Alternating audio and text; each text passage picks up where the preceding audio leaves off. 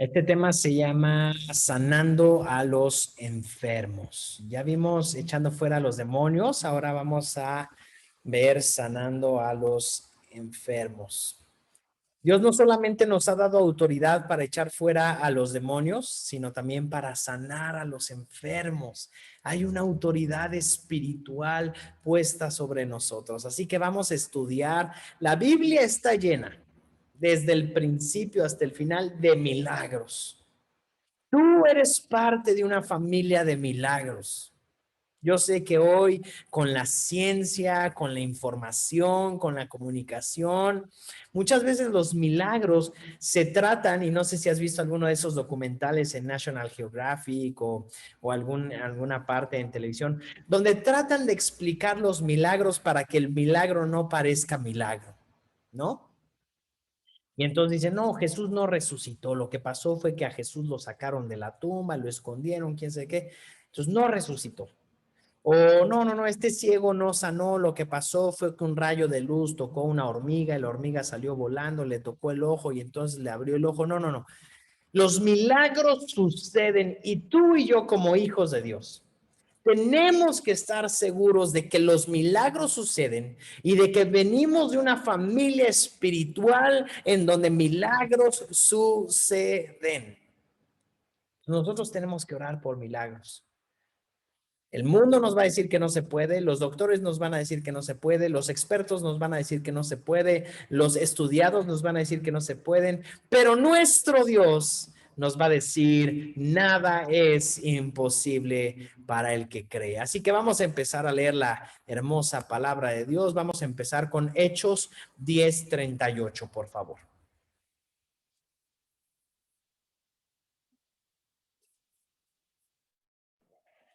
Y saben que Dios ungió a Jesús de Nazaret con el Espíritu Santo y con poder. Después Jesús anduvo haciendo el bien y sanando a todos los que eran oprimidos por el diablo, porque Dios estaba con él. Jesús sanaba a los enfermos. Eso es una verdad. Cuando Jesús caminó en la tierra, él sanaba a los enfermos. Aquí dice que Dios ungió. Hemos hablado acerca de la palabra ungir, pero la palabra ungir era cuando derramaban aceite sobre un rey o un sacerdote para darle la autoridad frente a las personas y frente a Dios de que esa persona era ahora quien tenía la autoridad. ¿Ok? Entonces Dios dice, ungió, derramó su aceite sobre Jesús de Nazaret y como fue ungido con poder, y dice, con Espíritu Santo y con poder.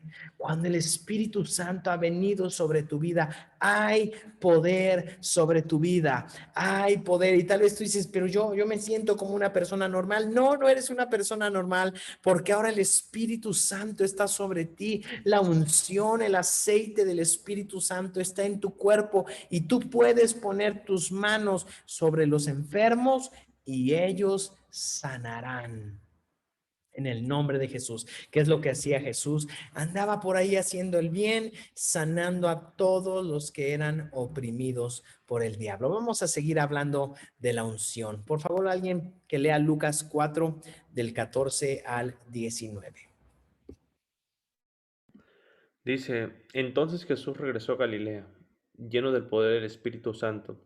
Las noticias acerca de él corrieron rápidamente por toda la región. Enseñaba con frecuencia en las sinagogas y todos lo guiaban. Cuando llegó a Nazaret, la idea donde creció fue de costumbre a la sinagoga el día de descanso y se puso de pie para leer las escrituras. Le dieron el rollo del profeta Isaías. Jesús lo desenrolló y encontró el lugar donde está escrito lo siguiente. El Espíritu del Señor está sobre mí. Permítanme aquí. El Espíritu del Señor está sobre mí porque me ha ungido para llevar la buena noticia a los pobres.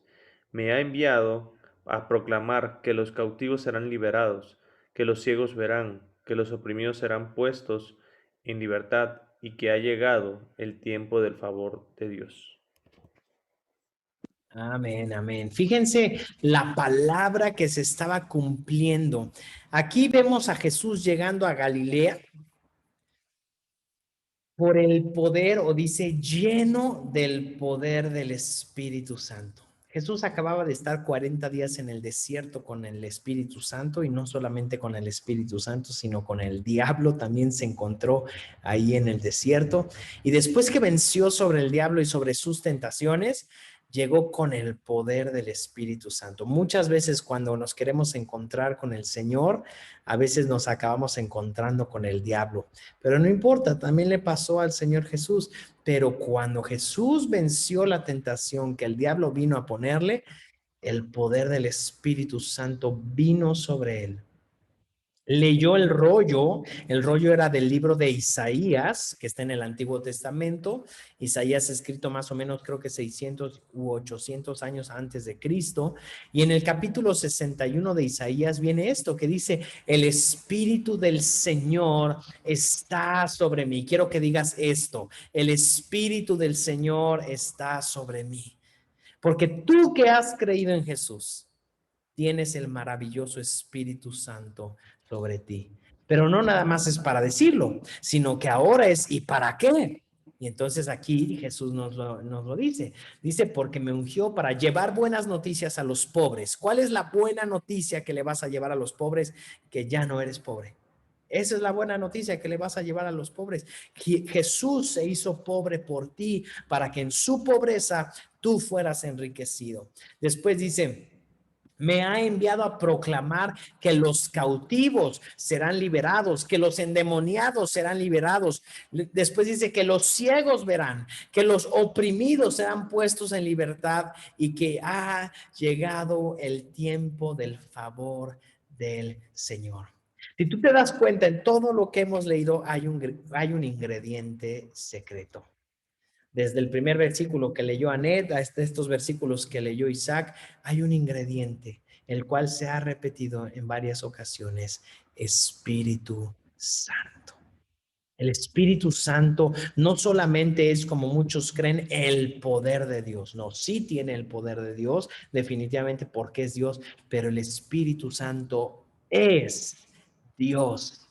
Y ahora habita dentro de ti. Cuando tú le abriste la puerta de tu vida, vino a habitar en ti. Tu cuerpo, como ya lo leímos, es templo del Espíritu Santo. ¿Qué quiere decir? Que el mismo poder que creó todas las galaxias, que el mismo poder que creó todas las montañas, los mares, los animales y al ser humano, es el mismo poder que está en ti. Y entonces, si es el mismo poder que está en ti, el poder del Espíritu Santo está en ti para sanar a los enfermos. Oremos por ellos. Oremos por ellos, creyendo que los enfermos serán sanados. Esto era Lucas capítulo 4. Vámonos un capítulo después a Lucas capítulo 5, y alguien que lea esta historia del 17 al 25, por favor.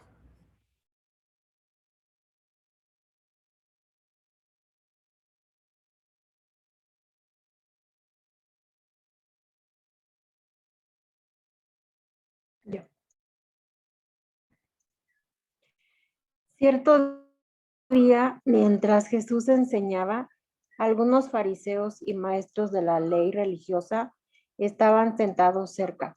Al parecer, esos hombres habían llegado de todas las aldeas de Galilea y Judea, y también de Jerusalén. Y el poder sanador del Señor estaba presente con fuerza en Jesús. Unos hombres llegaron cargando a un paralítico en una camilla. Trataron de llevarlo dentro a donde estaba Jesús, pero no pudieron acercarse a él debido a la multitud. Entonces subieron al techo y quitaron algunas tejas. Luego bajaron al enfermo en su camilla hasta ponerlo en medio de la multitud, justo frente a Jesús. Al ver la fe de ellos, Jesús le dijo al hombre: joven, tus pecados son perdonados. Entonces los fariseos y los maestros de la ley religiosa decían para sí: ¿quién se cree que es? Es una blasfemia. Solo Dios puede perdonar pecados. Jesús supo lo que pensaban, así que les preguntó: ¿por qué cuestionan eso en su corazón? ¿Qué es más fácil decir? tus pecados son perdonados, o ponte de pie y camina. Así que les demostraré que el Hijo del Hombre tiene autoridad en la tierra para perdonar pecados. Entonces Jesús miró al paralítico y dijo, ponte de pie, toma tu camilla y vete a tu casa. Al instante, delante de todos, el hombre se levantó de un salto, tomó su camilla y se fue a su casa alabando a Dios. Amén, amén, amén. Esta historia es maravillosa, es una de tantas sanidades que el Señor Jesús hizo, pero aquí vemos, hay tantos personajes en esta historia. Vemos a 4 amigos que llevaron a uno de sus amigos paralíticos y que no se quedaron con el si hubiera. Híjole, si hubiéramos llegado temprano. Imagínense que ellos llegaron. Normalmente cuando Jesús predicaba, miles de personas lo seguían. Y yo no sé en su casa, pero imaginen su casa, la casa que ustedes tienen, del tamaño más o menos promedio de una casa aquí en México. Imaginen que hay 1000 personas en su casa. No, pues ¿de dónde, no? No, pues obviamente pasaba lo mismo, pues lo que sucedía es que abrían las puertas de la casa, abrían las ventanas de la casa y Jesús se ponía a predicar, pero la gente estaba hasta la calle porque 1000 personas no caben en una casa. Entonces ponían el jardín, Jesús se ponía a predicar, pero pues también había gente afuera, en toda la calle, en toda la cuadra, escuchando unos encima de otros, todos pegaditos para escuchar el mensaje, y de pronto van llegando estos 4 hombres cargando a su amigo que era paralítico y dicen, híjole, llegamos tardísimo. Y entonces no se quedan con el si hubiéramos llegado temprano, no, sino que al contrario, ellos dicen, no, ¿sabes qué? Tenemos que hacer algo. Entonces, ¿qué fue lo que hicieron? Se subieron al techo, hicieron un hoyo en el techo, bajaron al paralítico con unas cuerdas. Maestro, tienes que sanarlo. Eso obviamente llamó la atención de Jesús. Y a Jesús le llama la atención cuando usamos nuestra fe. Cuando nuestra fe no se queda solo en palabras, sino en obras. Y es lo que tenemos que hacer. Usar nuestra fe, creyendo que el Señor hará el milagro. Y Jesús no solamente le dio la sanidad, sino que hizo un milagro mucho más grande. Perdonó sus pecados. Enfrente de todos le dijo, hijo, tus pecados te son perdonados. Todos se alarmaron y empezaron a decir, ¿cómo es posible que diga esto? Y Jesús le dijo, para que ustedes sepan que sus pecados son perdonados, miren lo que voy a hacer. Y le dijo al paralítico, levántate, toma tu camilla y vete a tu casa. ¡Wow! Qué maravilloso lo que el Señor Jesús hizo, pero ahora nosotros tenemos una responsabilidad. Igual que el tema anterior, no solamente tenemos la autoridad para hacerlo, sino también tenemos la responsabilidad para hacerlo. Nosotros tenemos la autoridad de Dios para sanar a los enfermos y la responsabilidad de hacerlo. Vamos al siguiente capítulo. Ya leímos en el capítulo 4, ya leímos en el capítulo 5. Vamos a Lucas capítulo 6 y por favor alguien que pueda leer del 17 al 19.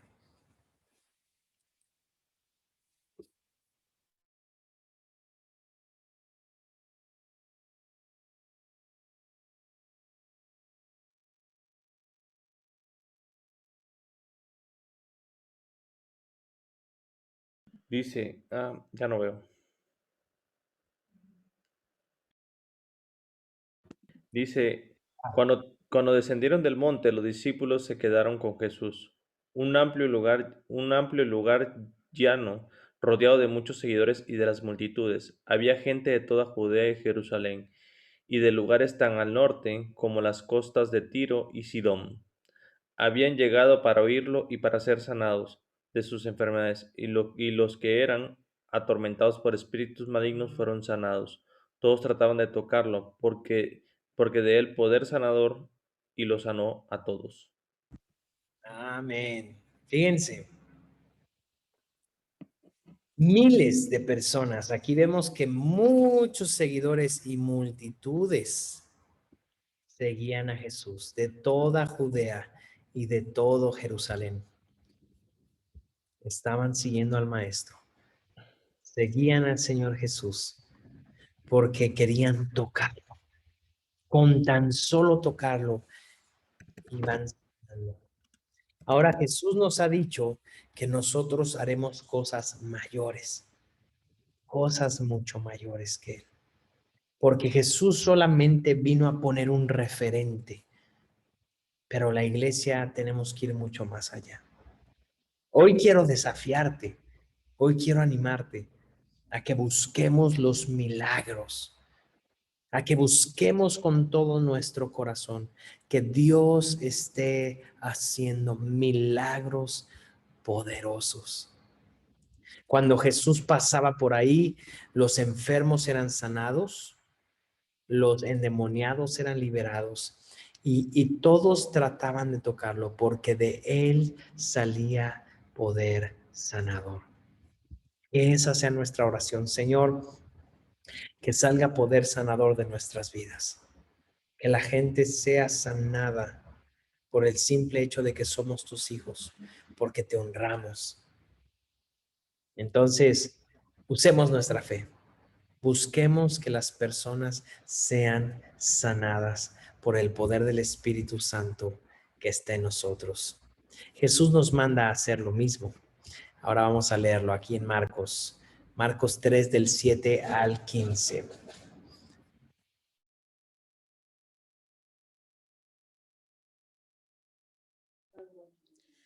Marcos 3, 7 al 15. Jesús fue al lago con sus discípulos y una gran multitud lo siguió. La gente llegaba de toda Galilea, Judea, Jerusalén, Idumea, del oriente del río Jordán y de lugares tan al norte como Tiro y Sidón. Las noticias sobre sus milagros corrían por todas partes y una enorme cantidad de personas llegó para verlo. Jesús encargó a sus discípulos que prepararan una barca para que la multitud no lo apretujara. Ese día sanó a tanta gente que todos los enfermos se empujaban hacia adelante para poder tocarlo. Y cuando los que estaban poseídos por espíritus malignos lo veían, los espíritus los arrojaban al suelo frente a él y gritaban: "Tú eres el Hijo de Dios". Pero Jesús ordenó severamente a los espíritus que no revelaran quién era él. Tiempo después, Jesús subió a un monte y llamó a los que quería que lo acompañaran. Todos ellos se acercaron a él. Luego nombró a 12 de ellos y los llamó sus apóstoles. Ellos lo acompañarían y él los enviaría a predicar y les daría autoridad para expulsar demonios. Ok, ahí Jesús escoge a sus apóstoles. Tú eres un apóstol del Señor. ¿Qué significa la palabra apóstol? La palabra apóstol significa enviado. ¿Ok? Y Jesús escogió a 12 personas para enviarlas a hacer lo mismo. Aquí vemos cómo personas estaban siendo sanadas. Las personas se estaban empujando porque querían ser sanadas por Él, porque querían ser libres, porque hay algo que debemos de saber. El mundo está necesitado de Jesús. El mundo necesita de Jesús. Este mundo está hambriento de Jesús. No quieren saber más de una religión, quieren saber de un Dios poderoso que los ama y que puede hacer algo en sus vidas. Eso es lo que anhela el mundo hoy. Y tú y yo somos enviados a hacer eso. Somos enviados a llevar la palabra de Dios. Jesús te ha escogido a ti, a todos los que estamos aquí. Él nos ha escogido para llevar su precioso mensaje de salvación, de libertad y de sanidad. Ahora Marcos 6:31, ¿qué dice?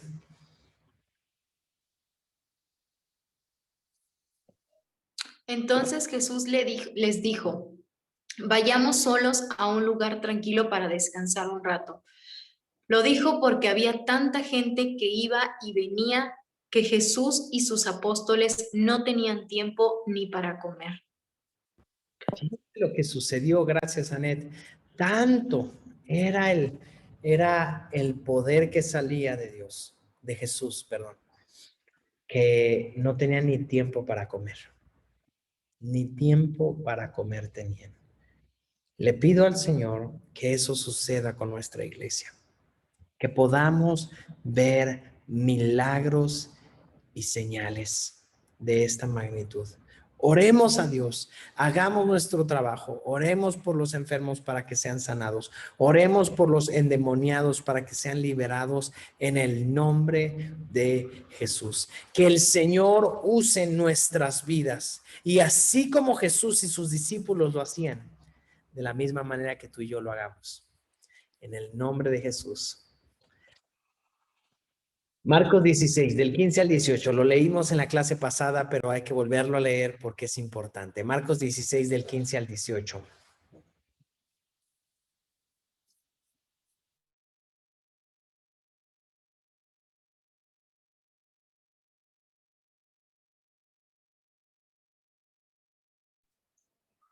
Entonces les dijo, Bueno, ya está listo. Que lo lea Alma. entonces les dijo, vayan por todo el mundo y prediquen la buena noticia a todos. El que crea y sea bautizado será salvo, pero el que se niega a creer será condenado.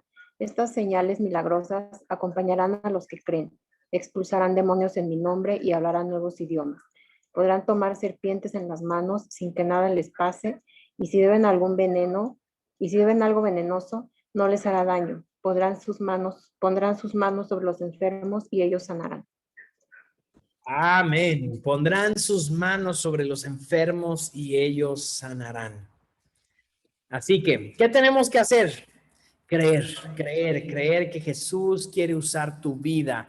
Jesús desea usar tu vida. Jesús desea que pongas tus manos sobre los enfermos y ellos sanen. A lo largo de mi vida hemos visto a muchos enfermos sanar y puedo decirles, Dios hace milagros. No solo porque lo leemos en su palabra desde el inicio hasta el final, sino porque lo hemos vivido. Y hoy quiero retarte a ti y decirte, ve y ora por los enfermos. Ve y ora por los enfermos. Ve y usa tu fe. Pon tus manos sobre ellos y sanarán en el nombre de Jesús. Tenemos que seguir creyendo que en estos tiempos seguiremos viendo milagros. Lucas 14, del 21 al 24. Estamos leyendo muchos versículos que nos hablan acerca de sanidades, de milagros, de lo que podemos ver, porque somos de una familia espiritual que hace milagros. Ahora sí, Lucas 14, 21 al 24. Anet, que tú querías leer. Ahí voy, paso. El sirviente regresó y le informó a su amo lo que habían dicho. Su amo se puso furioso y le dijo, ve rápido a las calles y callejones de la ciudad e invita a los pobres, a los lisiados y los ciegos y a los cojos. Después de hacerlo, el sirviente informó, ¿todavía queda lugar para más personas? Entonces su amo dijo, ve por los senderos y detrás de los arbustos y a cualquiera que veas, insístele que venga para que la casa esté llena, pues ninguno de mis primeros invitados probará ni una migaja de mi banquete.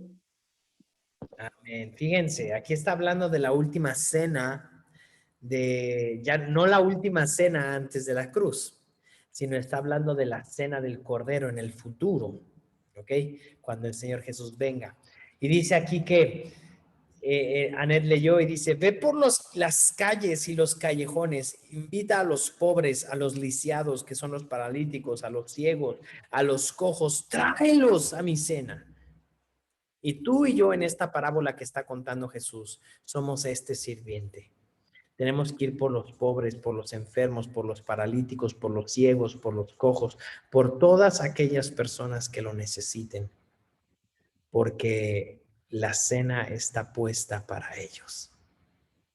Lo que pasa es que en la historia el Señor había hecho una cena para unas personas, pero se negaron y no quisieron venir a la cena. Y por eso Jesús dijo, pues tráete a todos los enfermos, tráete a todos los pobres, tráete a todos los que no invité. Yo hice la cena y quiero abrir mi casa para que vengan muchas personas a cenar. Así que vayamos por los enfermos, porque el Señor quiere sanarlos. Ahora, hago un paréntesis, no solamente los enfermos en cuerpo. Hay muchas personas enfermas en su alma, en su corazón, en sus emociones, sentimientos, pensamientos que están sufriendo.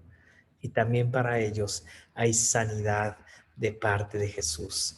Hay sanidad y el Espíritu Santo está sobre ti para traer sanidad. ¿Quién puede leer este versículo? Aunque no es Lucas 14. Puse mal la cita, pero pueden leer este. Más tarde los discípulos, ahorita les digo qué versículo era. Más tarde, los discípulos le preguntaron a Jesús en privado, ¿por qué nosotros no pudimos expulsar el demonio? Ustedes no tienen la fe suficiente, les dijo Jesús. Les digo la verdad, si tuvieran la fe, aunque fuera tan pequeña como una semilla de mostaza, podrían decirle a esta montaña, muévete de aquí hasta allá, y la montaña se movería. Nada sería imposible. Amén. Amén, amén. Déjenme les digo cuál es la cita correcta, pero aquí la cuestión es la fe. Está en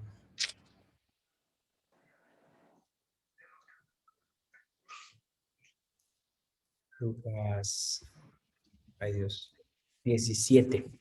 Es Lucas 17 del 19 al 21. Lucas 17 del 19 al 21 es esa cita.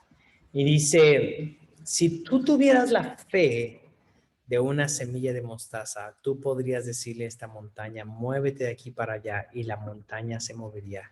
Nada sería imposible. Di conmigo, nada será imposible. Nada será imposible. Nada será imposible en el nombre de Jesús. Entonces, cada que tú y yo veamos a una persona enferma, ¿qué tenemos delante de nosotros? La oportunidad de ver un milagro de Dios. Nada será imposible. La clave es la fe. Tenemos que aprender a creer. Cuando oramos por enfermos, algunos sanan y algunos no. Pero eso no debe de quitarnos la fe. Tenemos que seguir creyendo por aquellos que sí sanarán. Tenemos que seguir creyendo, declarando, poniendo nuestras manos sobre ellos y creyendo que el Señor sana. Hablemos a los órganos del cuerpo de cada persona. En el nombre de Jesús, hablemos diciendo, Señor, gracias porque tú sanas desde la cabeza hasta los pies. En el nombre de Jesús. Y creemos que Dios hará milagros. Amén.